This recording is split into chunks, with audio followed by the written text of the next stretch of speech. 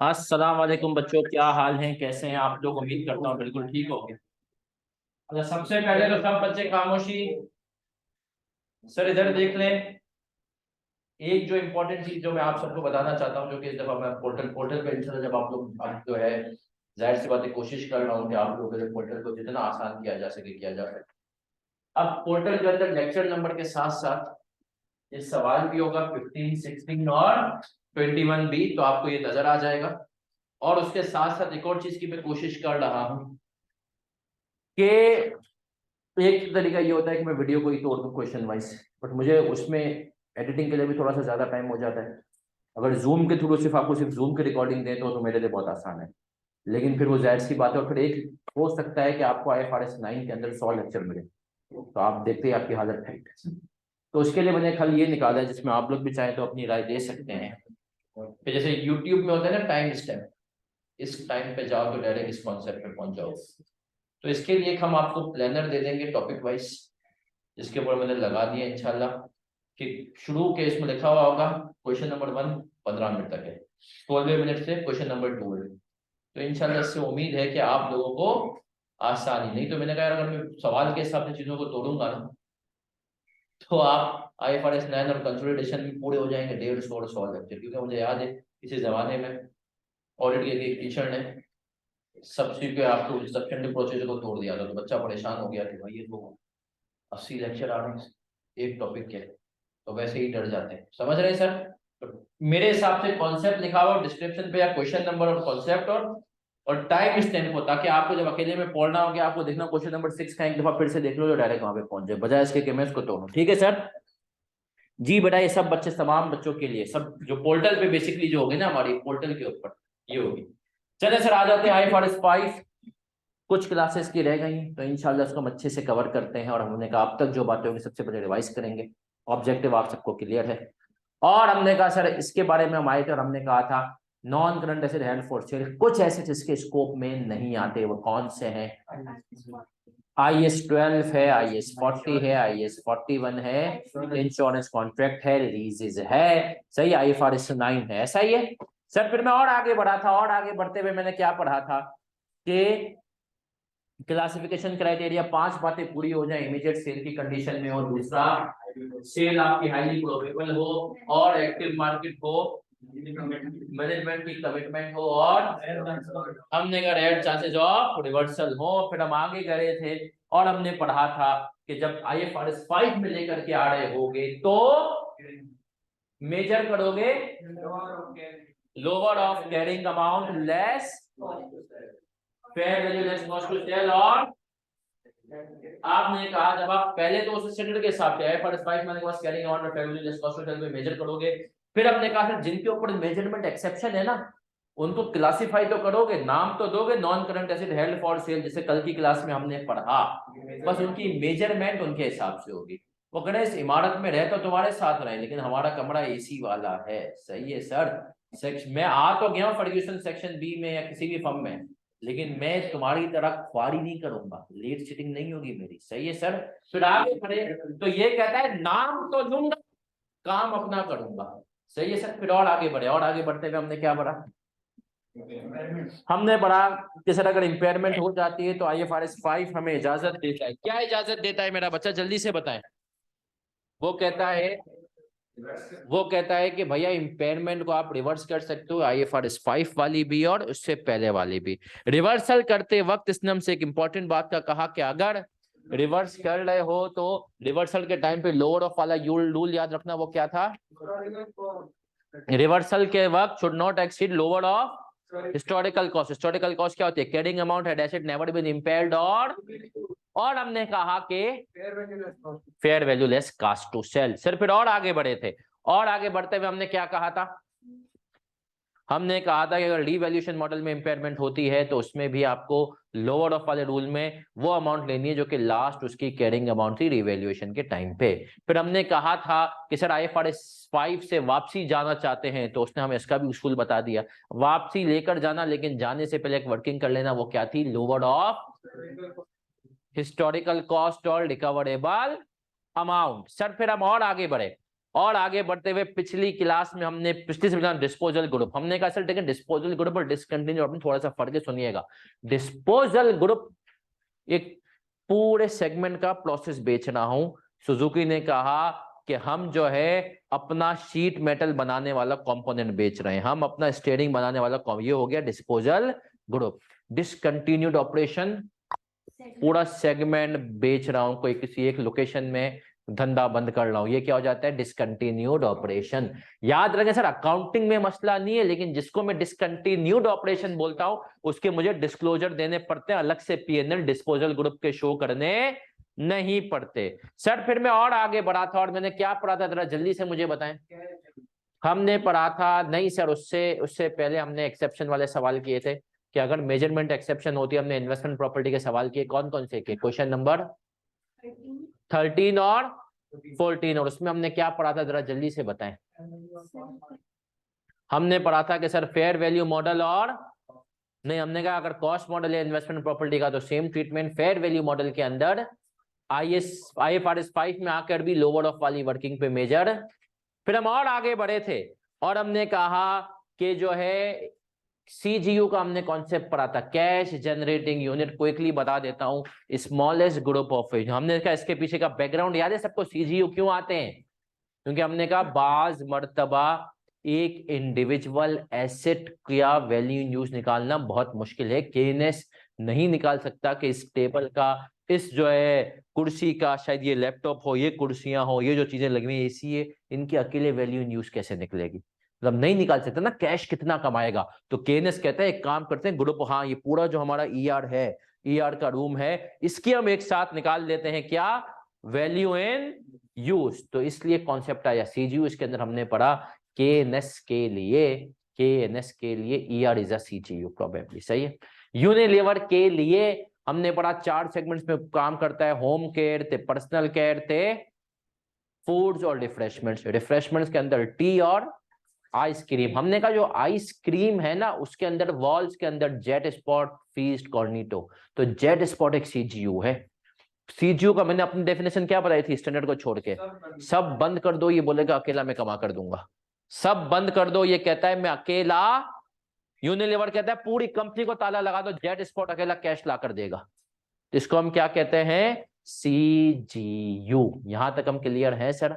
फिर हमने ये भी पढ़ा था सर CGU विद गुडविल भी हो सकता है तो विदाउट गुडविल भी हो सकता है। जरा एग्जांपल से तो बात समझाएं। हमने कहा यूनिलीवर की एक सब्सिडियरी है फतेह अली केमिकल्स, वो यूनिलीवर को सर्फ एक्सेल बना बनाकर बेचती है। अब यूनिलीवर ने वो कंपनी खुद नहीं की थी, खरीदी थी, तो वो कंपनी इटसेल्फ क्या है यूनिलीवर के लिए, CGU। क्या मैं यहां तक क्लियर हूं? अब आए सर आज की क्लास से पहले, आज की क्लास में 3, 15, 16 थे, 21, कल हम 14 तक कर चुके थे ना सर। अब सब बच्चे इधर देखेंगे, डिस्पोजल ग्रुप को जरा और उसके ऊपर चर्चा करते हैं। डिस्पोजल ग्रुप क्या होते हैं? ये डिस्पोजल ग्रुप, आपने कहा बाज मर्तबा यूनिलीवर कह रहा है कि हम जो है रॉ मटेरियल को पहले प्रोसेस खुद करते थे, सेमी फिनिश गुड्स बनता था, फिर आगे WIP में आता था, बोला अब हम प्रोसेस क्या रॉ मटेरियल उठा लेंगे, उसको मजीद फर्दर प्रोसेसिंग हम करेंगे, स्टेज 1 के बाद उठा लेंगे। तो वो जो स्टेज 1 वाला वो उठा रहा है, तो जो स्टेज 1 के इससे पहले एसिड्स थे जो रॉ मटेरियल को स्टेज 1 पे लाते थे वो फारिग हो गए। यूनिलीवर ने कहा हम इनको क्या कर देते हैं, बेच देते हैं। और जब हम ये काम करने जा रहे हैं और इस डिस्पोजल ग्रुप के अंदर अगर कोई ऐसा एसेट हुआ जो स्कोप से निकल रहा है तो क्या करेंगे? आज की क्लास का जो पहला कॉन्सेप्ट है कि डिस्पोजल ग्रुप एक साथ जिनको डिस्पोज करे, उसके अंदर कोई ऐसा एसेट हो जो कि स्कोप में डिस्पोजल ग्रुप के अंदर इन्वेस्टमेंट प्रॉपर्टी मौजूद है फेयर वैल्यू मॉडल की। अब क्या करोगे? अब क्या? तो आते हैं disposal group with scope out asset. इसको हम क्या कहते हैं, स्कोप। डिस्पोजल ग्रुप तो है लेकिन वो एसेट इसके अंदर शामिल है जो कि स्कोप आउट है। Before classification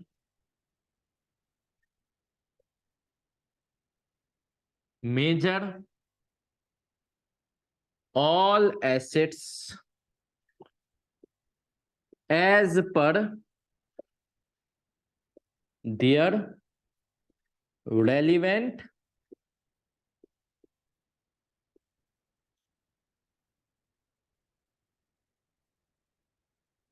standard. सबसे पहला काम, कुर्बानी से पहले अपने रेलिवेंट स्टैंडर्ड के हिसाब से उनको मेजर कर लो। अगला काम, एट, देखो बिफोर कर लिया, at time of transfer calculation on aggregate basis, calculation on aggregate basis. और तीसरी चीज क्या है, आफ्टर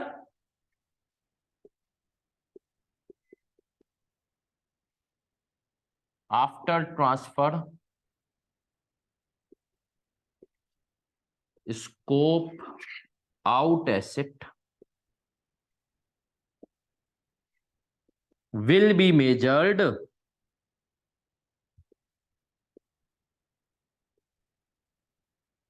as per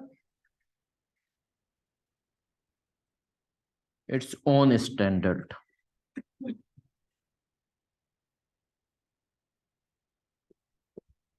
चलिए सर, हमने कहा कल की क्लास में जो हमने सवाल किए थे उसमें हमने देखा था डिस्पोजल ग्रुप का नहीं देखा था हमने ना, डिस्पोजल ग्रुप के अंदर मेजरमेंट एक्सेप्शन अप्लाई हो रही है। अब हम देख रहे हैं डिस्पोजल ग्रुप है, ग्रुप ऑफ एसेट्स को एक साथ क्या करने जा रहे हैं, और उसके अंदर एक या दो ऐसे एसेट हैं जो कह रहे हैं भैया हम पे तो अप्लाई ही नहीं होता, हम पे तो अप्लाई ही नहीं होता।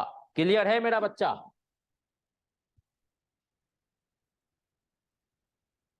चलें सर, अगर आपको ये क्लियर है तो बढ़ जाएं आगे। चलें सर, आगे बढ़ते हैं और सवाल पे आते हैं। किस पे आते हैं? सवाल।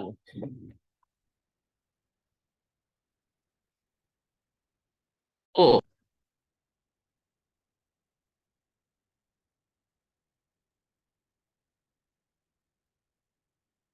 चले जी, क्वेश्चन नंबर पे आ रहे हैं। सवाल नंबर है 15। क्या है सवाल नंबर 15? हैंड आउट नहीं है? वाश तेरे पास है? उसके साथ बैठ जाओ।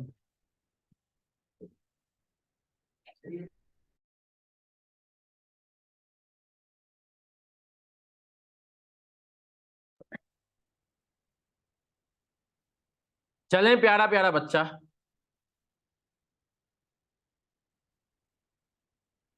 हमने कहा सेफ, अच्छा रिक्वायरमेंट, सबसे requirement under IFRS 5 non-current asset held for sale in discontinued operations, what are the amount that should be shown in the statement of financial position and statement of comprehensive income of 31 December 2010 in respect of each of the above assets। इसने कहा कि भैया अब आप हमें बता दें कि हर एसेट के उसमें क्या होंगे। अब याद रखना, वैसे तो डिस्पोजल ग्रुप एक प्रेजेंट होता है, लेकिन यहां पर जब इसने हमसे मांगा है कि तो हम अलग अलग करके प्रेजेंट कर देंगे। सही है सर?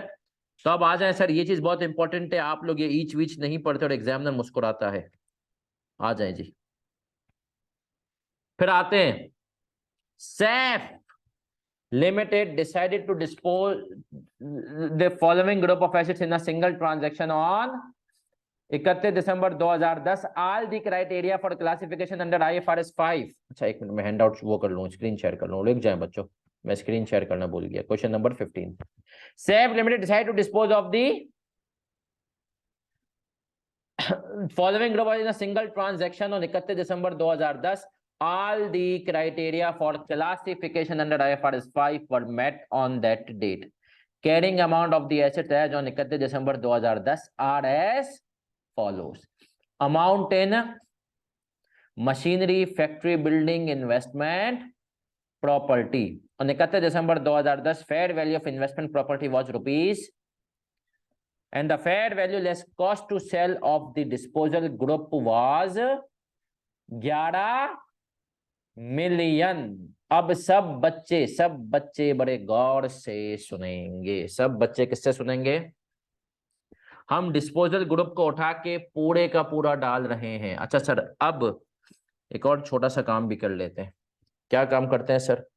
हम कर लेते हैं कि आगे लिख लें, इसी के आगे शरारती और डाल के वैल्यू इन यूज, इसी के आगे 15 के आगे लिख लें value in use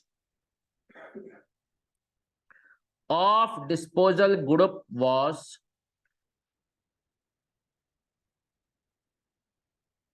value in use of disposal group was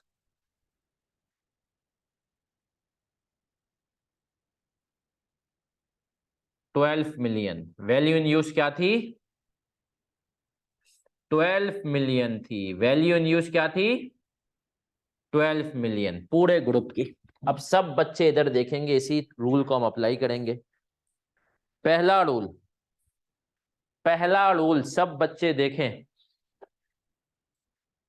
before classification measure all assets as per their relevant. अब मुझे बताएं, क्या मैं मशीनरी जो मेरे पास गिवन है, क्या गिवन है, और फैक्ट्री बिल्डिंग, इनको रेलिवेंट स्टैंडर्ड के हिसाब से अगर कॉस्ट मॉडल है तो इंपेयरमेंट हो सकती है। इंपेयरमेंट के लिए मुझे चाहिए होती है वैल्यू इन यूज और इंडिविजुअल फेयर वैल्यूज। क्या गिवन है? ना मुझे वैल्यू इन यूज गिवन है, ना मुझे फेयर वैल्यू गिवन है। तो हमने कहा ये तो इसी पे रहेंगी। लेकिन इसमें तीसरा जो एसेट है वो कौन सा है? उसकी फेयर वैल्यू गिवन है। यस सर, हमने कहा फेयर वैल्यू कितनी है? 4 पॉइंट। तो मैं उसको किस पे लेकर आऊंगा? अब सब बच्चे इधर देख लें। नौजवानों, इसमें रिक्वायरमेंट क्या है हमें? SOFP।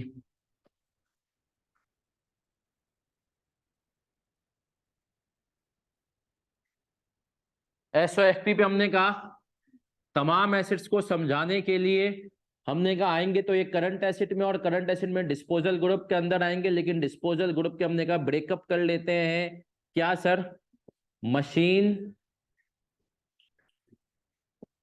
Factory building, investment property. ऐसा ही है सर? Yes sir. और अगर मैं एसओसीआई पे आऊंगा तो एसओसीआई पे भी अब वो कह रहे हैं हर एक की रिस्मेंट में बताओ, तो हम अलग अलग ही बताएंगे।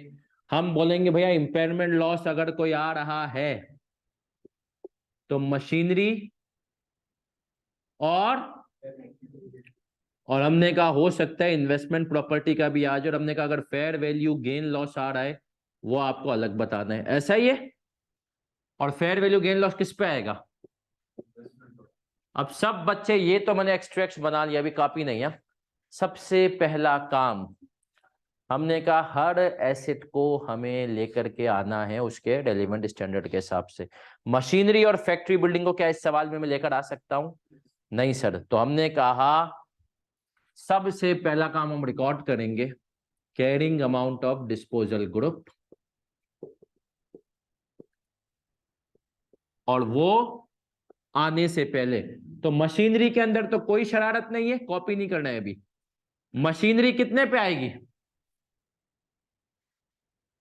1.5। ऐसा ही है, मशीनरी किस पे आएगी? 1.5। और हमने कहा फैक्ट्री बिल्डिंग वो कितने पे आएगी? 6 मिलियन। मानते हो? मान गए? पक्की बात है सर? आ जाए। फिर मजीद आगे बढ़ाऊं मैंने कहा इन्वेस्टमेंट प्रॉपर्टी। अब मुझे बताओ इन्वेस्टमेंट प्रॉपर्टी कितने पे आएगी? अभी मेरे पास कितने की है? तो मैंने कहा इसका मतलब ये है कि मुझे एक एंट्री बनानी पड़ेगी फेयर वैल्यू लॉस डेबिट। कितने से? 2 लाख रुपए से। क्योंकि सर इसको देखें, इन दोनों के भी अगर ये मुझे कहता ना कि इसकी रिकवरेबल अमाउंट 1.3 है, इसकी कहता कि रिकवरेबल अमाउंट 5.5 है, तो इन दोनों को भी मैं इंपेयर कर देता, बट इसने ऐसा कुछ कहा नहीं। हाँ, इन्वेस्टमेंट प्रॉपर्टी के बारे में मेरे पास 4.5 क्या, इसने कहता भैया कितने की हो गई है? तो हमने कहा 2 लाख का तो लॉस आ गया। तो इसका मतलब है इन्वेस्टमेंट प्रॉपर्टी पे फेयर वैल्यू लॉस कितना आ गया? मान गए? कितना हो गया अब ये? तो आप मुझे बता दो टोटल कैरिंग अमाउंट कितनी हुई? 11.8 मानते हो? ये हमने कहा इसकी क्या हो गई, कैरिंग अमाउंट। जब हम इसको, अब हमने कहा क्लासिफिकेशन के समय हम ओवरऑल बेसिस पर लेकर जाएंगे, है ना सर। अब आपने कहा ओवरऑल बेसिस में सर मुझे ना रिकवरेबल अमाउंट दिया हुआ है पूरे सीजीयू की, इसके डिस्पोजल ग्रुप की, कितनी गिवन है? 11 है या 12 है? 12 वैल्यू न्यूज है ना, तो रिकवरेबल अमाउंट हायर पे जाते हैं। अब मेरा आपसे एक मासूमाना सवाल है, बड़े गौर से ये सवाल सुनना, मैंने जानबूझ के लाइन ऐड करवाई है। सर इंडिविजुअली तो उनकी कोई वैल्यू नहीं गिवन ना, और वैल्यू इन यूज गिवन है कितनी, 12। तो इसका मतलब है रिकवरेबल अमाउंट पूरे की 12 है। मेरा एक सवाल है, अगर हमें कह देता पूरे की रिकवरेबल अमाउंट 11 है, पूरे की 11 है, तो क्या मैं इसको इंपेयर करता आने से पहले ओवरऑल बेसिस पे? नहीं। क्यों? अगर आप पहली लाइन पढ़े मैंने क्या लिखी हुई है, बिफोर क्लासिफिकेशन इंडिविजुअल बेसिस पर तमाम एसेट्स को देखना है, एग्रीगेट बेसिस पर नहीं देखना।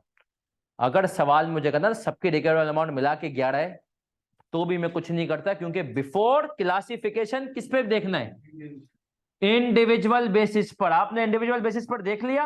अब आफ्टर क्लासिफिकेशन आप एग्रीगेट बेसिस पर जाएंगे, आप कॉपी कोई नहीं करना।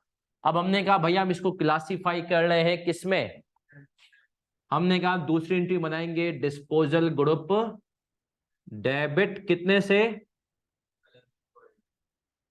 और आप एंट्री क्या बनाएंगे, मशीनरी कितने से, 1.5, और फैक्ट्री बिल्डिंग 6, और इन्वेस्टमेंट कितने से। मानते हो? हमने सर ये एंट्री बना दी disposal group debit machinery factory building investment property इतने से। अब मजीद आगे बढ़ रहा हूं, कॉपी कोई नहीं करेगा। हमने कहा क्लासिफाई कर दिया। अब क्लासिफिकेशन के बाद IFRS 5 आया, और IFRS 5 ने कहा कि भैया मैं क्या कहता हूं, एग्रीगेट बेसिस पर आप किस पे जाओगे, lower of what, carrying amount, fair value, cost to sell. Carrying amount कितनी, तो fair value less cost to sell 11। इसका मतलब ये है IFRS 5 के हिसाब से तो इंपेयरमेंट हो गई, कितने से हुई, 8 लाख। क्लियर है सर यहां तक? अब सर अगर IFRS 5 के हिसाब से इंपेयरमेंट हो गई, तीसरी एंट्री क्या बनाऊंगा, P&L डेबिट। अब आपने कहा डिस्पोजल ग्रुप के अंदर मशीनरी भी है, डिस्पोजल ग्रुप के अंदर, और डिस्पोजल ग्रुप में अब लेकिन सर इन्वेस्टमेंट प्रॉपर्टी को क्या कोई इंपेयरमेंट जाएगी? अब ये चीज समझना, कल जो हमने पढ़ा था measurement exception, investment property fair value model, उसने कहा हम बिल्डिंग में तो आपके साथ ले रहे हैं, हम आपके साथ डिस्पोजल ग्रुप बन करके तो आ गए हैं, लेकिन भैया हम पे जो है ना अपने कानून अप्लाई नहीं करना है लोअर ऑफ वाले। हम पे कानून कौन से अप्लाई होंगे, हमारे, और हमारे कानून के हिसाब से हमारी वैल्यू कितनी हो गई है, हम इससे नीचे या ऊपर अब नहीं जाएंगे। तो इसका मतलब ये है जो 8 लाख की इंपेयरमेंट है ये मुझे किसको एलोकेट करनी है, मशीन और बिल्डिंग। क्या करूं, इक्वली एलोकेट कर दूं कैरिंग अमाउंट की बेसिस में, सही है। तो अगर मैं यहां पर आऊं वर्किंग में, मशीन की अगर मैं इंपेयरमेंट निकालना चाहूं तो हमने कहा 1.5 divided by multiply by 8 lakh, 1 lakh. मानते हो? तो मशीन अगर टोटल इंपेयरमेंट 8 लाख की आई और मशीन में कितनी रह जाएगी, 160, और फैक्ट्री बिल्डिंग में जो बैलेंसिंग फिगर है आप इसी तरीके से। तो मेरा बच्चा पॉइंट समझे, डिस्पोजल ग्रुप के अंदर एक ऐसा अगर एसेट मौजूद है, देखो कल जो हमने किए थे ना उसमें सिर्फ इन्वेस्टमेंट प्रॉपर्टी को देखा था, इसका एक एडवांस वर्जन है। डिस्पोजल ग्रुप में एक ऐसा शख्स बैठा हुआ है जो कह रहा है भैया मेरे पे तो अप्लाई ही, अगर मेरे ऊपर अप्लाई ही नहीं होता तो हम क्या करेंगे, हमने कहा कोई मसले की बात ही नहीं है। हमने कहा हम जब तुम पे अप्लाई नहीं होता कोई मसला नहीं, तुम्हें लाने से पहले तुम्हारे स्टैंडर्ड के हिसाब से मेजर करेंगे, जब ले आएंगे तो इसके बाद तुम्हें नहीं छेड़ेंगे, तुम चलोगे अपने स्टैंडर्ड के हिसाब से। हाँ, लेकिन अगर कोई इंपेयरमेंट आ गई तो जो बेचारे रिमेनिंग लोग थे जिनके ऊपर अप्लाई होता है वो इंपेयरमेंट का हिस्सा लेंगे। तो आप सब बच्चे इधर देख लें। हमने कहा एसओएफपी में आते हैं। मशीनरी कितने से रिकॉर्ड की थी? 1.5 पे लेकर आए थे, उसमें से कितने से कम हो गई? तो कितने की बची? 1.5 माइनस 0.16 मिलियन कितना हुआ? 1340। फैक्ट्री बिल्डिंग कितने पे लाए थे? 6 पे। माइनस कितना किया? 0.64 मिलियन कितना हुआ? मानते हो? फिर आगे आए इन्वेस्टमेंट प्रॉपर्टी तो कितने पे रहेगी? तो अगर आप इसका टोटल करेंगे तो ये आपके पास मुस्कुराएगा 11 मिलियन से। ऐसा ही है सर, जो कि लोअर ऑफ पे आ गया है ना सर। अभी रुक जाएं। इम्पेयरमेंट लॉस क्या इन्वेस्टमेंट प्रॉपर्टी पे कोई आएगा? नहीं। और हमने कहा मशीन 160 ते 6। हमने कहा सर ये हो गया आपका सवाल, क्वेश्चन नंबर 15। किस कदर आसान है नहीं?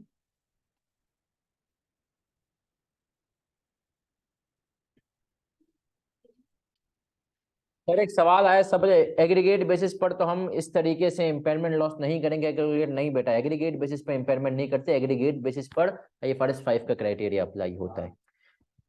आसान हो रही है? आई थिंक सो हाँ। यहाँ पे जो सर बुरान पढ़ाते हैं वो भी सेक्शन ए में। कल मिला था, ताई मिला था मुझे कल।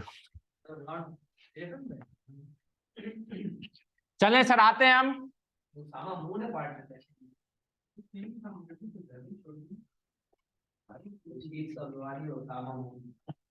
आ जाए सर। अब हमने सीजीयू का, मैंने आपको कॉन्सेप्ट मेरा बच्चा दे दिया था। सीजीयू क्या होता है? Cash generating. पूरी कंपनी को बंद कर दो, ये अकेला कहेगा कि भाई मैं कमा करके दूंगा। अब याद रखें सर, ये जो सीजीयू होता है कैश जनरेटिंग यूनिट, इसके बारे में आपने याद रखना है। ये कॉन्सेप्ट IAS 36 का है। और कॉन्सेप्ट वजूद में क्यों आया?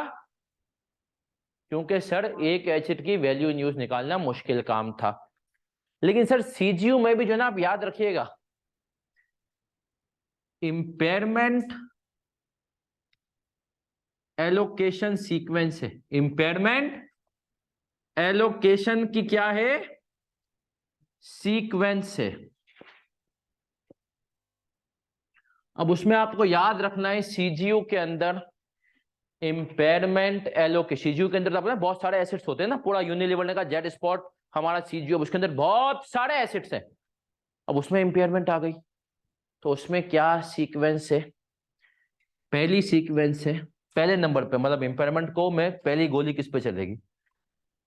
तो सबसे पहले आएगा any asset specifically identified. Any asset,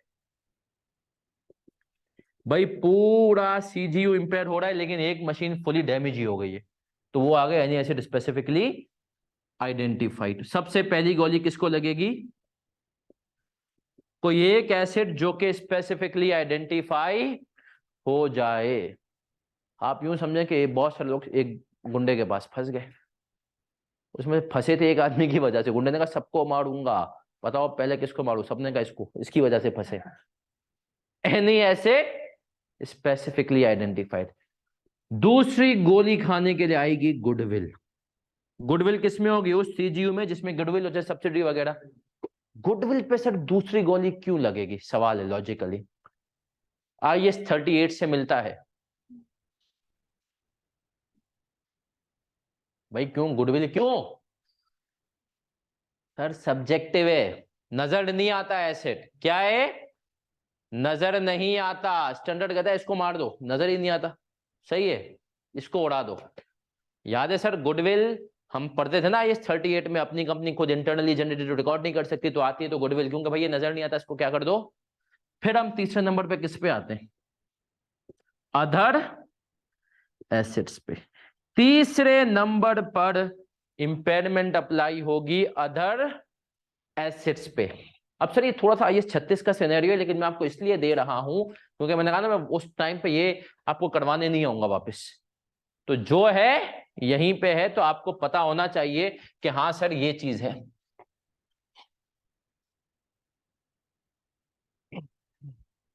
अब आ जाए सर अदर एसेट्स, यहां तक आप सब क्लियर है, CGU है, सब कुछ है, अदर एसेट्स हैं। तो अब अगर आप लोग यहां तक क्लियर है ना, तो मैं आपको आगे भी लेकर जाऊंगा और आगे भी हम क्लियर करवाएंगे, सब इधर रुकेंगे, सब बच्चे इधर सुनेंगे। अब सर अगर इसके अंदर, अब अगर इसके अंदर कोई ऐसा एसेट है, अब अगर इसके अंदर कोई ऐसा एसेट है जो के स्कोप आउट है, तो क्या उसके ऊपर इंपेयरमेंट होगी? अगर स्कोप आउट एसेट आ गया तो उसके अंदर इंपेयरमेंट नहीं होगी। अच्छा, क्वेश्चन नंबर 16 से पहले हम कर लेंगे क्वेश्चन नंबर 21 का बी। अब आ जाए सर क्वेश्चन नंबर 21 बी की तरफ आते हैं सब बच्चे। मेरे साथ करेंगे ये सवाल। 21 पास्ट पेपर का है सवाल, सवाल 2017 क्वेश्चन नंबर 1A का 2, 1A का 2।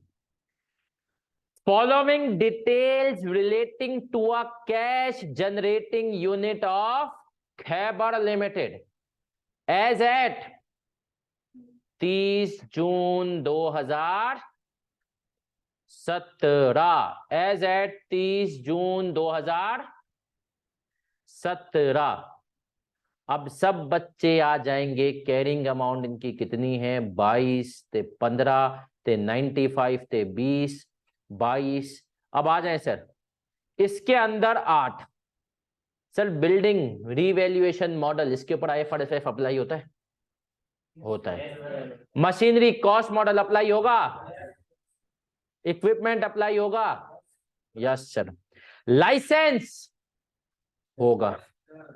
Investment property fair value model measurement वाले केस में अप्लाई नहीं होगा। Investment property cost model, goodwill होगा, इन्वेंट्री, कितने लोग कह रहे हैं इन्वेंट्री पे होगा, ये तो होगा, कितने लोग कह रहे हैं नहीं होगा, कितने लोग कह रहे हैं नहीं होगा? ऑनलाइन वाले जल्दी से बताओ, रिकॉर्डिंग वाले तुम भी बताना, होगा नहीं होगा, खामोशी, होगा नहीं होगा, अभी एक एक एक एक। कितने लोग कह रहे हैं नहीं होगा? अच्छा नहीं होगा वाले बता दें नहीं होगा, कितने लोग कह रहे हैं नहीं होगा? 1 2 3। अच्छा कितने लोग कह रहे हैं होगा? ऑनलाइन वाले बच्चों से भी जवाब लेने दो। जी शाफे, फातिमा, अक्सा, जल्दी जल्दी जल्दी जल्दी। नहीं होगा। अच्छा जो कह रहे हैं नहीं होगा क्यों? ये तो पहले ही यार ये हेल्ड फॉर सेल पहले, और स्टैंडर्ड का नाम क्या है? Non current asset. तो क्या इन्वेंट्री तेरा नॉन करंट एसेट होता है? सर जो स्कोप में एक्सक्लूड किया है ना हमने, उनको किया है जो नॉन करंट एसेट थे। ओ भाई ये तो है ही नॉन करंट एसेट ही नहीं है, समझ रहे हो भाई? इन्वेंट्री तो है ही नहीं ना नॉन करंट एसेट। देखेंगे सर, सर ऐसा हो सकता है कि इन्वेंट्री कभी नॉन करंट एसेट हो जाए? नहीं, इन्वेंट्री आपकी नॉन करंट एसेट, हाँ बहुत रेयर है कि अगर आपका इन्वेंट्री ऐसी हो जिसको बनने में 2-3 साल लग जाए। सही है सर? हाँ जैसे कंस्ट्रक्शन कॉन्ट्रैक्ट्स वगैरह का, लेकिन उसकी फिर कहानी अलग आती है, वो WIP केस में। सही है सर? लेकिन हमने कहा नॉर्मल हालात में इन्वेंट्री आपका नॉन करंट है। लिख लो learning outcome, inventory is not non current asset. Inventory is not non current asset. तो समझे सर? अब आप लोग अगर इन्वेंट्री को कर दें तो एग्जामिनर मुस्कुराएगा। सही है सर? बोलेगा वाओ, इन्वेंट्री को भी इसने नॉन करंट एसेट। सर देखें इन्वेंट्री नॉन करंट एसेट हो, इसके इतने ही कम चांस हैं जितना कि अगर किसी लड़के का नाम सबा हो, है ना सर? अब होता है लड़के का नाम सबा, इंडिया का एक मशहूर विकेट कीपर है सबा करीम, है ना। एक लड़के को मैं जानता हूँ, उसका नाम शफक है। क्या नाम है? शफक उसका नाम है। अब आप और मैं नहीं सोचते कि अब शफक का नाम है तो मुझे लड़की होगी कोई, क्या है अब लड़का। अब ये तो मेरे ख्याल में अम्मा अम्मा ने दुश्मनी निकाली। सही है। अगर आप बच्चे का नाम आप रख दो सबा या शफक, जरशाम, चलो फिर एक यार एक जरशाम तो। अब यार जो मशहूर नाम है सबा और शफक लड़कियों के, अगर आपने वो लड़के का नाम रख लिया है तो आपने तो बेचारे को जिंदगी भर के लिए मसले में डाल दिया है। सही है। आ जाए सर आ जाए। और कभी कभी मैं बहुत सारे ऐसा हुआ है लोगों के साथ गेम हुआ है, उन्होंने समझे कोई खातून आ रही है मैडम, तैयारियां कर ली, आ गया लौंडा। सही है। एकदम से लोग परेशान। मुझे नहीं होता था कि फिजिक्स वगैरह के और ये जो इन्विजिलेटर आते थे, भाई ये आ रहे हैं। सही है। शफक तबस्सुम, समझे खातून आएंगी तो सारे केमिस्ट्री फिजिक्स के टीचर वीचर सब कुछ का आ गए मूछ वाले शफक। तब आप सोचे तो मतलब ये चले सर, तो हमने कहा इसी तरीके से शफक नाम जैसे बहुत रेयर है, वैसे इन्वेंट्री नॉन करंट एसेट बहुत रेयर है। आ जाए। अब आ जाते हैं, कह रहे balance of surplus on revaluation of building as 30 June November 30। Sir ये सब पता है, इन सब बातों का ताल्लुक किससे? इंपेयरमेंट से। जो क्या है? Value in use and fair value less cost to sell of CGU at 30 June 2017 was 100 million and. अब आपको बताया कि sir value in use overall basis पे तो इग्नोर हो जाती है ना सर। अब आगे आते, कह रहा है चिल्ला चिल्ला के, क्या सर? चिल्ला चिल्ला के कह रहा है compute the amount of impairment and allocate it to individual asset, also calculate the amount to be charged to P&L for the SAL under each of the following independent का मतलब क्या है? अब इसमें पहला वाला जो है ना हमारे लिए रेलिवेंट नहीं है। कह रहा है there has been a significant decline in budgeted net cash flow. ये पूरा सवाल IAS 36 के नोट्स के अंदर मौजूद है, जब हम करेंगे तो IAS 36 में करेंगे इसका। लेकिन जो पार्ट बी है ना वो हमारे अंदर है, इसीलिए मैंने आपको CGU के लिए कॉन्सेप्ट दिया था। केल decided to dispose of the CGU as a group in a single transaction and classified it as held for sale. Carrying value of all individual assets have been remeasured in accordance with applicable। इसने कहा देखो जो already assets तुम्हें carrying amount given है ना सवाल में, बोला ये ऑलरेडी क्या है, मतलब जो हमने पढ़ा था ना बिफोर क्लासिफिकेशन रीमेजर, बोला नहीं करना, मैं कर चुका हूं। सही है सर। तो डायरेक्ट तुझे किसकी तरफ जाना है?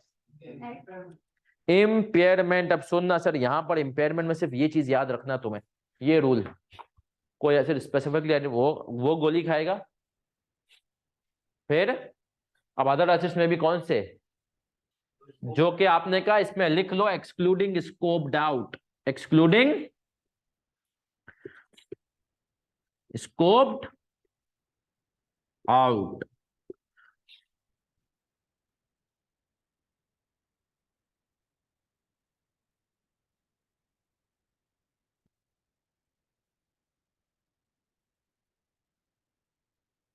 अब सर ये अगर आप सबने कर लिया है कॉपी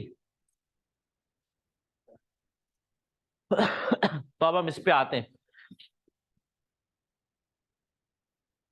ये मिटा रहा हूं।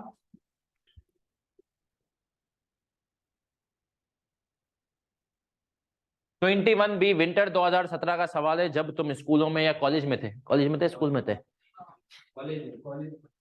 अबे स्कूल में हो गया बस, मतलब पक्की बात है। अच्छा स्कूल खत्म, चल जो भी है, कहीं भी हो खुश हो। विंटर 17। अब सर सुनिएगा, बहुत सारे बच्चे आते हैं सर वो एंड में ना ये हम पास पेपर, अब क्योंकि यहाँ पे इतने सारे स्टैंड है ना तो पास पेपर्स कहीं ना कहीं कवर होते जाते हैं, जो एंड के रह जाते हैं वो हम अलग से करते हैं। सर यहाँ पर देखें साथ साथ होते जाएंगे कवर। अब हम इसकी वर्किंग का जरा तरीका सीखना। हमें ये पता है कि इसने हमें कह दिया है बिफोर क्लासिफिकेशन वाला काम तो मैं कर चुका हूँ, ऐसा ही है। तो अब हमें इसको आफ्टर क्लासिफिकेशन करना है, और इन्वेस्टमेंट प्रॉपर्टी को भी ये लेकर आ चुका है जिस वैल्यू पे थी। तो अब इसकी जरा वर्किंग समझना। हमने कहा कैरिंग अमाउंट, हर एसेट की बता दो मुझे, कौन कौन से एसेट है। बिल्डिंग की कितनी है? 22। मशीनरी 15। इक्विपमेंट 19। ऐसा ही है। और लाइसेंस 20। और इन्वेस्टमेंट प्रॉपर्टी कॉस्ट वाली फेयर वैल्यू, सिर्फ फेयर वैल्यू है यहाँ पे, कितनी है? और अच्छा प्रॉप इन्वेस्टमेंट कॉस्ट कितनी है? 8। और गुडविल 3। और इन्वेंटरी 8। मानते हो? अच्छा मुझे बताओ टोटल कितना हो गया इन सबका? टोटल 117। हमने कहा सर टोटल हो गया 117। अब हमने कहा कि सर ये हमसे चिल्ला चिल्ला के यहां पर कह रहा है, क्या कह रहा है कि भैया इनकी fair value less cost to sell कितनी है? Value in use and fair value less cost to sell at 100 and 90। अब आपने कहा सर यहाँ पर तो वैल्यू न्यूज, तो हमने कहा बिल्कुल जो इग्नोर करनी है, जैसे तुम्हें जिंदगी में लोगों ने किया और फर्म अभी तुम्हारी जायज डिमांडों को भी करेगी इग्नोर, तो हमने कहा वैसे तुम्हें इसको इग्नोर करना है। हमने कहा fair value less cost to sell कितनी आ गई भैया? अब तुम्हें पता है मुझे इम्पेयरमेंट के बाद कितने पे आना है? 90। इसका मतलब है कि इम्पेयरमेंट कितनी लगानी है? 22 की इम्पेयरमेंट करनी है। मानते हो? अब सब बच्चे देखेंगे इधर, इम्पेयरमेंट हमें करनी है 22 की। अब आ जाए सर, सबसे पहले तो उनको उड़ा दो जिनके ऊपर इम्पेयरमेंट का स्टैंडर्ड अप्लाई नहीं होगा, तो इसमें क्या है?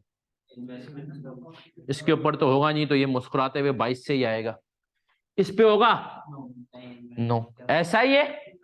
अब सब बच्चे इधर कॉपी नहीं, हमने कहा नौजवानों इधर ना, ये इस पे अप्लाई हुआ, ये तो होता ही non current asset held for sale, और हमने तो ये तो है ही करंट एसेट, तो हमने कहा इस पे भी हाँ इन्वेंट्री हो सकती है डिस्पोजल ग्रुप का हिस्सा, लेकिन इस पे अप्लाई, क्योंकि ये इसने स्कोप आउट से आउट नहीं किया है, नॉन करंट एसेट नाम में ही आउट कर दिया है, तो हमने कहा ये भी इंपेयर नहीं हुई, मान गए। अब हमने कहा था बाकी 22 की इंपेयरमेंट करनी है, 22 में से 3 की गोली खाने के लिए एक रेडी है, गुडविल। गुडविल ने कहा सबसे पहले कलमा शहादत, यहां पर इसने नोश कर लिया। अब आगे आते हैं। अब हमने कहा बाकी है उनको इंपेयरमेंट डालनी है, तो उनको इंपेयरमेंट डालने के लिए, इसको भी जरा अलाइन कर देना, इनको इंपेयरमेंट डालने के लिए हमें क्या करना है सर? हमको उनको इंपेयरमेंट करने के लिए इनकी वैल्यू के बेस पर, अब हमने कहा बाकी जो है उनकी वैल्यू निकालो, 22 प्लस 15 प्लस 19 प्लस 20 प्लस 8, 84। ऐसा ही है, 84। अब आते हैं 22 मल्टीप्लाई बाई 19, बिल्डिंग पे कितनी इंपेयरमेंट आई? 4.9 4.98।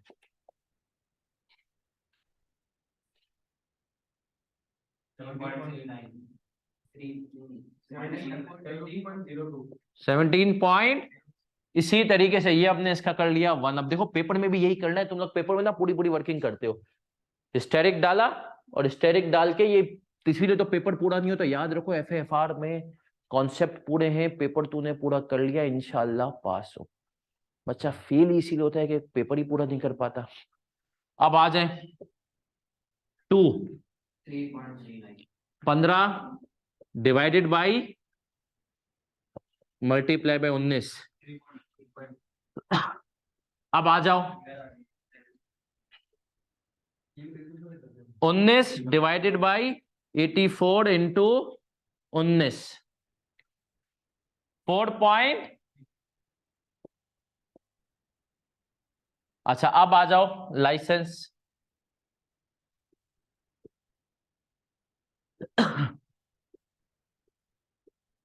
कितना?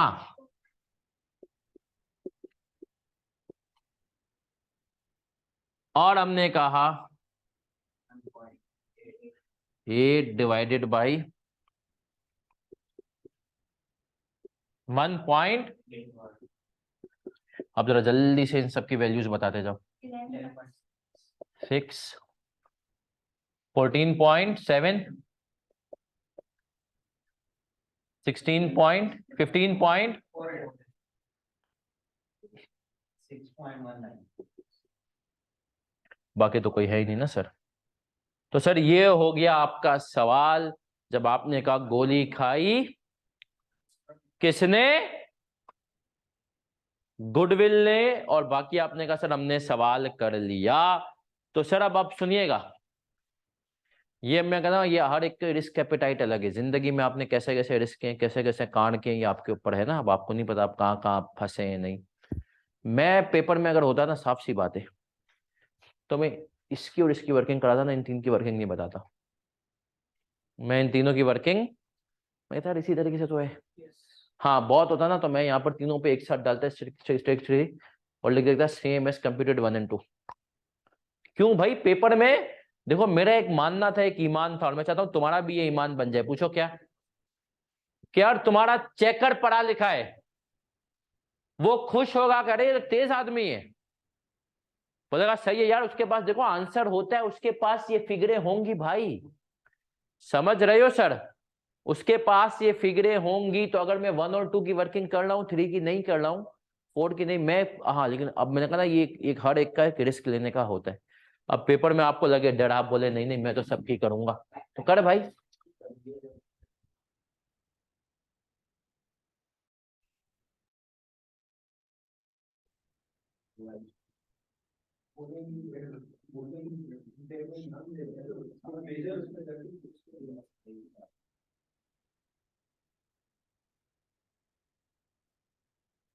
शाफे क्या कह रहा है बेटा? क्योंकि गुडविल सेकंड पे था, उससे पहले ये था कि अगर कोई आदमी स्पेसिफिकली कोई कोई एसिड आ जाए, कोई एसिड ऐसा था ही नहीं ना, वो लिख कर देगा। सही है, वो लिख करके देगा।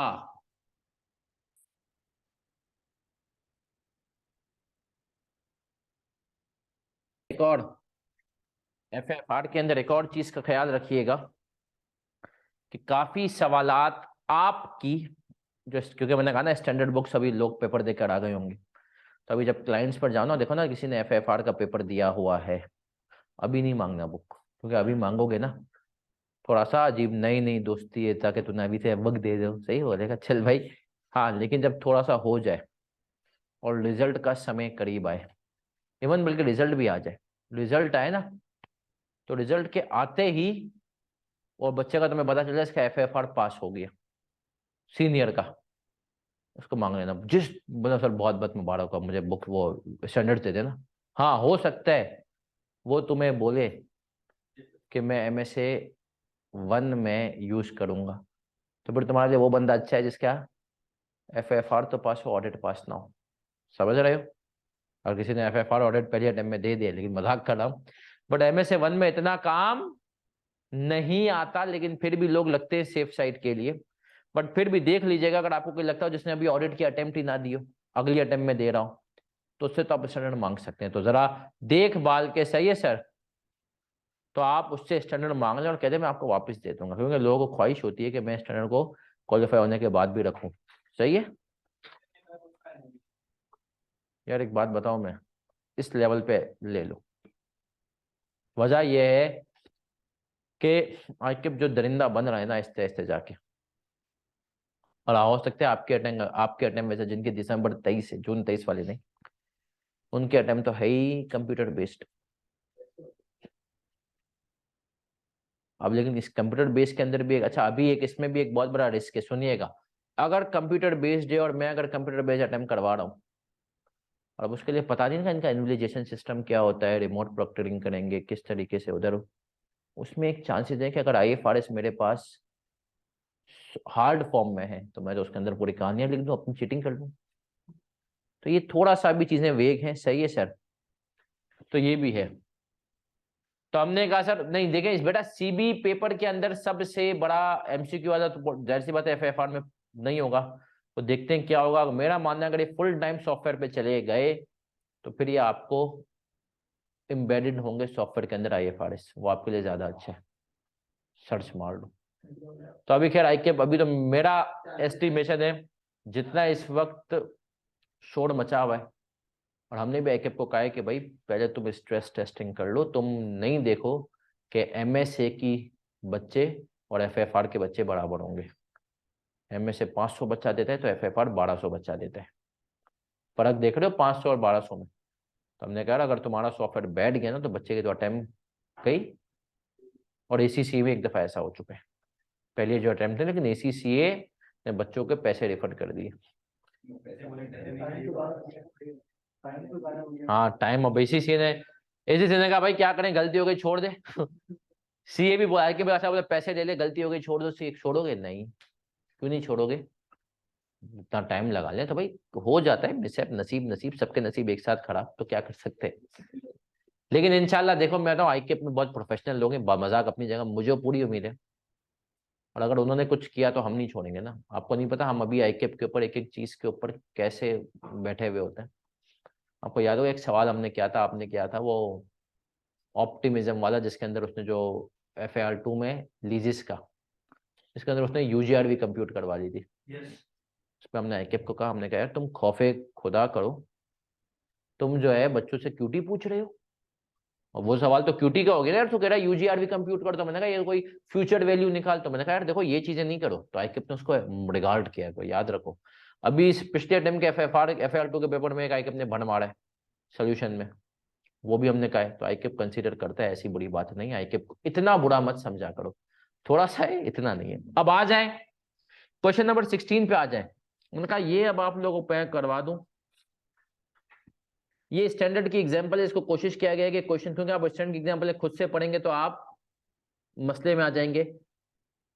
Calculate the impairment that need to be charged against individual assets of disposal group. अब ये आपके सामने है पूरा डेटा। सपोज करें पेपर में ये सवाल गया छप, तो आप क्या करेंगे ये आपको मुझे बताना है। अच्छा सर एक सवाल आया है कि CU क्या होता है, तो याद रखें स्टैंडर्ड ने रुपीस की जगह ना वो रुपीस ना डॉलर, तो स्टैंडर्ड ने आपके IFRS ने अपनी एक करेंसी निकाली CU, देखा जाएगा सही है। तो उसने कहा CU, तो CU का नाम याद रखें। स्टैंडर्ड में कहीं भी आप पढ़ेंगे तो CU इज करेंसी। चले सर आ जाए। स्टैंडर्ड कभी कभी ज्यादा बातें भी करता है, सब कुछ कह रहा है चिल्ला चिल्ला के। क्या भैया? An entity plans to dispose of a group of assets. An entity plans to dispose of a group of its assets as an asset sale. The assets form a disposal group and are measured as follows. Carrying amount at the end of the reporting period before classification as held for. ये मस्ती कर रहा है इस figure देके आपको। Carrying amount is remeasured immediately. भाई हमने कहा एक रिपोर्टिंग पीरियड क्या वैल्यू थी इसकी, हमारी बला से सही है। जब तुमने कर दिया 14,900 पे आ गया, फिर बताए but entity recognises the loss of 1100 immediately before classifying the group as held for. अब आते हैं entity measures the fair value less cost to sell of the disposal group as CU 1300। अब मुझे बताएं गुडविल पे इंपेयरमेंट आएगी सबसे पहले, PP रीवैल्यूड अमाउंट आएगी, PP at cost, inventory no, investments in equity instrument. क्यों नहीं आएगी भाई, क्यों नहीं आएगी? IFRS 9 में फॉल कर रहा है। IFRS 9 किस में आता है? Measurement exception. मानते हो? हार हो जाती है जब मान लिया जाता है।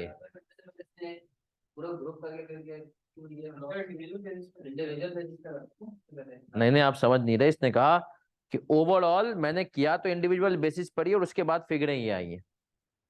समझ रहे हो? इसने कहा मैंने किया तो इंडिविजुअल बेसिस पर ही है, लेकिन उसके बाद फिगरें ये आ गई भैया। पूरे ग्रुप को एक साथ नहीं किया, फिगर एक साथ दिया। खैर मैं कह रहा था आप लोग इतनी आसानी से मान जाते हैं, तो शायर ने कहा हार हो जाती है जब मान लिया जाता है, जीत तो तब होती है जब ठान लिया जाता है, और एक नजर में हो जाए जिससे मोहब्बत, उसे 100 पर्दों में भी पहचान लिया जाता है। पूरा शेर ये है। आ जाए सर हज करके आ जाए। आ जाए सर, आ जाए। अब आगे आते हैं। अब हमने कहा कैरिंग अमाउंट, जल्दी से बताते जाओ। गुडविल 1500, आगे PP revaluation model, PP cost 5000, और आगे इन्वेंटरी 2200, और आगे इन्वेस्टमेंट इन इक्विटी कितनी। अब हमने कहा सर टोटल कितना हो गया, 14000, और हमने कहा सर इनकी fair value less cost to sell 13000 पूरा। तो हमने कहा सर इसका मतलब है इम्पेयरमेंट, मान गए। अब हमने कहा सर इम्पेयरमेंट पे आते हैं जब हम इधर, तो हमने कहा 1900 से इम्पेयर करना है, ये दोनों तो मुस्तस्ना है। इन्वेंट्री नहीं होगा, क्यों नहीं होगा, क्योंकि हमने कहा भैया नॉन करंट एसेट ही नहीं है ये तो इसके ऊपर तो IFRS 5 अप्लाई नहीं होता। ये भी मेजरमेंट एक्सेप्शन। अब आते हैं 1900 की गोली। सबसे पहले गुडविल ने कहा खत्म, टाटा बाय बाय, सही है। और देखो अब लॉजिकली भी सही है यार, जब तुमने हेल्ड फॉर सेल कर दिया है अफेक्टिवली, तो तुम्हारी बुक्स में उसकी गुडविल का क्या काम, समझ रहे हो। तुमने तो वैसे ही बेचने का फैसला कर दिया, अब क्या गुडविल वुडविल तुम्हारे लिए क्या मैटर, सही है। अब आगे आता हूं, पीपी और इसके ऊपर हम एलोकेट कर लेते हैं। टोटल दोनों मिला के कितना हो गया, 9700। इसमें से आपने कहा 4000 मल्टीप्लाई बाई 400, कितना आ गया 165। अगर इसका तो इन दोनों को मिला के बैलेंसिंग कितना आ गया, तो प्यारा प्यारा बच्चा कितना आया 3854। तो सर क्या ये आसान है, पक्की बात है। तो हमने कहा कि सर इस कदर आसान चीजें जब हम करेंगे तो मजा तो आएगा ही, है ना सर।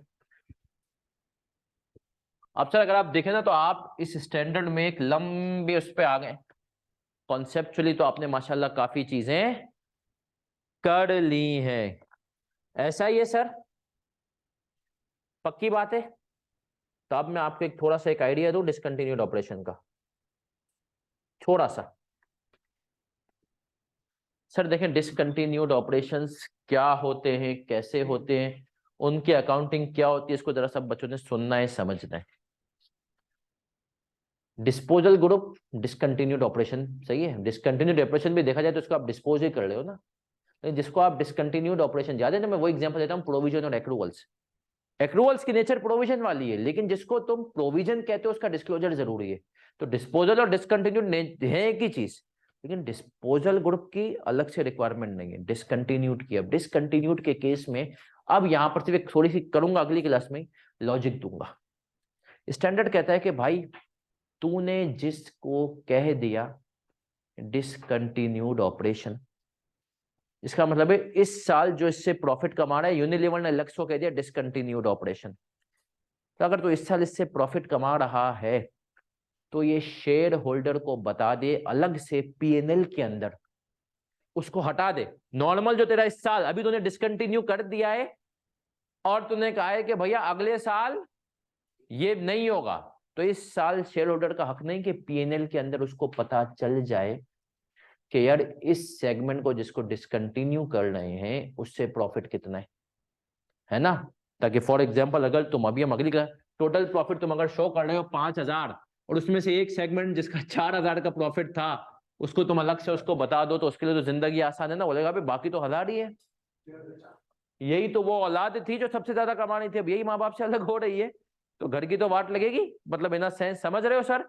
तो हमने कहा ये बताना उसका हक है ना भैया, जब ये बताना उसका हक है तो इसीलिए इसकी एक पर कुछ रिक्वायरमेंट आ जाती है। डिसकंटिन्यूड ऑपरेशन का P&L में अलग से, या तो आप P&L साथ साथ बना के दो, ये एक लाइन अलग से डालो और पीछे उसका पूरा ब्रेकअप दो, तो वो हो नोट्स के अंदर कि डिसकंटिन्यूड ऑपरेशन ये थे। अब आप लोग मुझे बताएं, ये डिसकंटिन्यूड ऑपरेशन का वर्ड आप लोगों ने पहली दफा नहीं सुना, कुछ बच्चे सुन चुके हैं, कुछ बच्चे, सब नहीं। ईपीएस में, ईपीएस जिन बच्चों ने पढ़ा हुआ है, सही है, मतलब उन्होंने ईपीएस के अंदर, जिन्होंने FAR 1 चेंज होने के बाद पढ़ा था, अब जो 2 साल पहले आई थी, मार्च 22 में एपीएस वो पढ़ा था बेसिकली, तो उन बच्चों को पता है ईपीएस के अंदर एक कॉन्सेप्ट है डिसकंटिन्यूड ऑपरेशन का, उसकी जड़ें यहाँ सर है। सही है सर। अच्छा सर, ये जो टॉपिक ईपीएस वगैरह नहीं आप पढ़ाएंगे। अच्छा, अब मैं एक बात यहाँ पर एक और बात कह दूं, देखो मैं हमेशा स्मार्ट स्टडी पे फोकस करता हूँ। मेरे गुरु हैं केपी साहब, खालिद पेटीवाला साहब, सही है, उनसे मैंने सीखा है बच्चों को पास कराना हमारा पर्पज होना चाहिए, और पास कराने के लिए जितनी नॉलेज दे सकते हैं दे, और जितनी हो।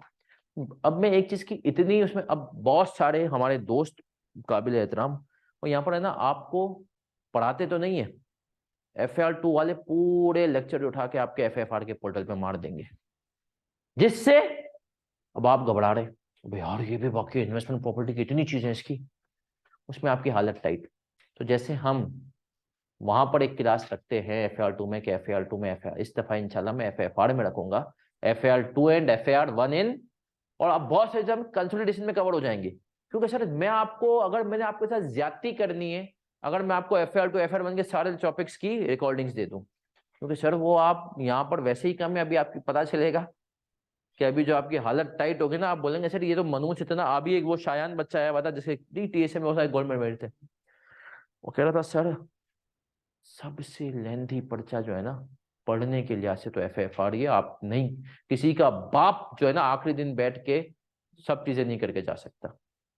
और उसने जो दूसरी बात बोली, बोला हाँ पास करने के लिहाज से, उसने कहा मेरा तजुर्बा है, सबसे मुश्किल पेपर MSA 2 है, सबसे मुश्किल पेपर, बस वो तुम जब पहुंचोगे तब पता चलेगा। सही है, MSA 2 का सबसे मस्त, सही है सर। तो हमने कहा था, तो हमने कहा जी जी, देखो जिस बच्चे ने कैफ के अंदर 3 मेरिट मान लिए, एक भी नहीं 3, तो उसके पेपर फर्स्ट अटेम्प्ट में नहीं निकलेंगे तो किस में। तो उसने भी एक बात पे यही बेसिस किया, उसने कहा सर ये बात भी आप बिल्कुल सही कहते हैं कि ऑडिट बाद में दे। बोला क्योंकि सर बच्चा स्ट्रगल इसलिए करता है, तो उसने ऑडिट की, एक उसका मानना, उसका 3 अटेम्प्ट के बाद ना, 3 साल के बाद 3 ऑडिट करने के बाद बच्चों को ऑडिट समझ में आता है कि होता कैसे। और आप उसको अगर पहले साल में ऑडिट पे लगा देंगे ना, तो उसने कहा बच्चे का, और वाकई में जब मैं कहा हम थे ना, तो मॉड्यूल की अटेम्प्ट बनती थी 1.5 साल बाद, और हम फिर उसके बाद आकर भी है ना, मतलब 2 साल अफेक्टिवली फॉर्म में गुजारने के बाद हम ऑडिट के पर्चे में जाते थे। आप तो अगर फिर भी दूसरे अटेम्प्ट में ना, तो 1.5 साल के बाद ही पहुंचेंगे ऑडिट में। तो आप समझे सर, तो ये बेसिकली उन बच्चों से जो पास आउट हो चुके हैं वो कह रहे हैं भाई, और मैं क्यों डर चुका हूँ, बहुत सारे बच्चे सर आप ऑडिट में इसलिए डर चुका हूँ भाई, मेरा FAR 2 के गोल्ड मेडलिस्ट बच्चे का जब ऑडिट रुक गया ना फाइनल में, पहली अटेम्प्ट में, तो आप देखें, याद रखें, जो बच्चा गोल्ड मेडल मारता है ना वो एक्स्ट्रा ऑर्डिनरी होता है। सही है। अब उस एक्स्ट्रा ऑर्डिनरी बच्चे का जब ऑडिट रुक गया, तो बहुत सारे बच्चों का हमें होता है कि सर हमें कॉन्फिडेंस से निकल जाएगा, नहीं भाई, तुम्हें नहीं पता, और तुम्हें नहीं पता, बहुत सारे बच्चों को हो सकता है अभी तुमने ऑडिट उठा लिया, एक ऑडिट में, और अगली दफा फॉर्म ने तुम्हें कहीं ऐसी जगह से काउंट कर दिया जहां पर 6 महीने तक तुम्हें ऑडिट ही नहीं, तुम BPO का काम कर रहे हो। तो इसका मतलब क्या है कि, तो इस, फिर अभी मौका है, चीजों को जरा सही से देखो। तो सर हम आज की क्लास यहीं तक रखते हैं। आज की क्लास में जो बयान में हम आखिरी में जो बात करते हैं 10 मिनट स्टोरी टाइम, उसके ऊपर मैं बात करता हूँ, एक बहुत इंपॉर्टेंट बात है, इस बात को आप लोग समझें। और मैं हमेशा एक बात कहता हूँ करता हूँ, जिसको थोड़ी सी ये भी है, अभी आप लोग देखें फर्म में जाएंगे, और खास तौर पे हमारे बहुत सारे बच्चे, आपका दिमाग खुलेगा, आप बहुत नन्हे मुन्ने जो बच्चे अभी तक फर्मों में नहीं पहुंचे हुए, सही है, जो पहुंच गए 6 महीनों के बाद, अब भाई बहुत नन्हे मुन्ने मासूम से हैं, थोड़ा सा अपने अंदर ना हर चीज के अंदर टॉलरेंस लाए। मैंने कहा ना, आप किसी से मजाक आपके साथ होगा, सीनियर अगर शरारती हुआ मेरे टाइप का, तो थोड़ी सी रैगिंग भी करेगा। मेरे साथ जो रैगिंग हुई थी ना, वो रैगिंग बड़ी अजीब सी हुई थी, आप बड़े हो चुके हैं, मैं इसलिए थोड़ा सा बता भी देता हूँ, थोड़ा सा जो, कुछ भी नहीं, हम बैठे हुए थे खाने पे, मुझे बोला ट्रीट दे, और लेविश ट्रीट, और बोला कि यार नहीं तो दूसरा ऑप्शन है, अब लड़के तो लड़के होते हैं, शरारतें भी उनकी अपनी होती हैं। सीनियर से 3 और मैं अकेला जूनियर। दूसरा ऑप्शन ये है कि एक पर्चे पर लिख कर दे दे कि अब तक तुझे फर्म में आए हुए 1-1.5 महीना हो चुका है, कौन सी लड़की अच्छी लगती है और क्यों। सही है। बोला नहीं तो वो ट्रीट दे जिसका खर्चा 10,000, नहीं तो तेरे को यहाँ पे तेरे 2 महीने रुला देंगे। दूसरी चीज, कौन सी लड़की अच्छी लगती है तुझे फर्म में, टॉप 3 और क्यों। अब आप देखें ये इस हद तक जो है ना, मैंने क्या किया वो मैं आपको बताऊंगा बाप फिर कभी। सही है, क्योंकि मतलब मुझे अंदाजा था। सही है। इसी तरीके से अजीब अजीब भाई रैगिंग है फर्म में, अगर सीनियर खतरनाक हो ना तो वो आपके साथ करता है। सही है। एक आध ऐसा भी हुआ है कि उसको बोला अच्छा ये रैगिंग वाली सारे काम जो है जब लेट सिटिंग हो रही है तो खवातीन टीम में से जा चुकी होती है, और जो मेरा जो जॉब थी उसमें तो कोई खवातीन थी नहीं, तो समझ है। तो लेकिन वरना रैगिंग तो इसी तरीके से होता है भाई, देख ये काम करना है, नहीं तो डांस करके भी बता। सही है। अच्छा नहीं तो इस बंदे को ये फोन करके ये बात बोल। और मैं कहता हूँ ये सब चीजें यार मतलब एक लिमिट में नहीं, छिचोर पाई पे ना जाए तो ये अच्छा है यार। मतलब मैनेजर को तू फोन करके डायरेक्ट, अच्छा एक रैगिंग का तरीका, अब आप बड़ी मतलब मैनेजर को डायरेक्ट फोन नहीं कर सकते, मैनेजर को फोन कर, इसको फोन करके ये बात बोल, समझ रहे। तो ये सब चीजें लेकिन आप सीखेंगे। तो खैर मैं हमेशा कहता हूं, मैं वो बाद में बताऊंगा फिर कभी। फिर मैंने कहा कि जो है आपके साथ जो है सर होते हैं, सब चीजें होती हैं, मजाक मस्तियां आपके साथ लोग करेंगे, और ये उनका कहीं ना कहीं फर्म में इंटर।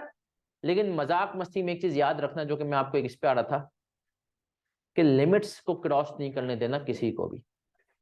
मैं इसलिए कह रहा हूं, कल मैं कुछ लोगों के साथ बैठा हुआ था, मेरे दोस्त हैं, और मेरा उनसे मतलब हालांकि एक दोस्त आए हुए थे बाहर से थे। आप मजाक मस्ती में ना किसी की फैमिली पे नहीं जा सकते, तो मेरे तो खैर एक दूसरे की फैमिली के ऊपर जा रहे थे। पर चलो फैमिली पे भी जाओ ना, तो मैं कहता हूँ लड़का जो लौंडा है ना, वो अपने भाई के ऊपर उसके कोई मजाक करो ना बर्दाश्त कर लेगा, शायद अब्बा पे भी कर ले, क्योंकि अब्बा भी चले एक वो है, मर्द है, सब कुछ सही फंटर। लेकिन लेकिन जो है वो कभी भी मतलब अम्मा बहन बेगम के ऊपर मजाक बर्दाश्त। और जो लोग ऐसे मजाक करते हैं ना आपके, तो ये याद रखें कि वो उनसे आप दूर हो जाएं तो बहुत अच्छा है। तो मैंने कल अपने 2 दोस्त आए थे, उनसे एक कनाडा में, उनको मैंने सुना दी, मैं कहा, यार तुम लोग का जो लेवल है, तू एक बहुत अच्छी कंपनी का CFO, नाम बताऊंगा आप हिल जाएंगे माशाल्लाह। और दूसरा जो है कनाडा में मल्टीनेशनल के अंदर अच्छी पोस्ट पे। मैंने कहा तुम लोग क्या बातें कर रहे हो भाई, थोड़ा सा। तो खैर अब लेकिन जाहिर सी बात है ऐसी मीटिंगों में भी ना आपको होता है कि आप अपनी बात पहुंचा दें, लेकिन जाहिर सी बात है 6 लोग बैठे हैं और 4 उसी माइंड के हों, तो आप कहीं ना कहीं फंसेंगे। तो मजाक होगा, बर्दाश्त करने दें, लेकिन कहीं भी कोई लिमिट क्रॉस करे तो वहीं पे आपका पूरा हक है कि आप उसको टाइट कर दें, ये फर्म में हो कहीं भी हो। और आपको टाइट करने पे हाँ, लेकिन ऐसा भी नहीं कि छोटा मोटा मजाक और तुम रोना शुरू कर दो, ये भी नहीं होना चाहिए। क्योंकि जो बच्चे छोटे मोटे मजाकों में रोना शुरू कर देते हैं ना, तो उनका मजाक बन जाता है 3.5 साल, याद रखना। क्योंकि एक दफा सीनियर यार इसकी छोटे से मजाक में रो जाता है, पूरी फर्म में फैल जाएगा, तो जिस जॉब पे जाएगा तेरे साथ मजाक होगा। तो चले सर, अभी हम आते हैं, तो ये हमने कहा हम मिलेंगे इंशाल्लाह अगले हफ्ते। अपना ख्याल रखिएगा, दुआ में याद रखिएगा। अल्लाह हाफिज।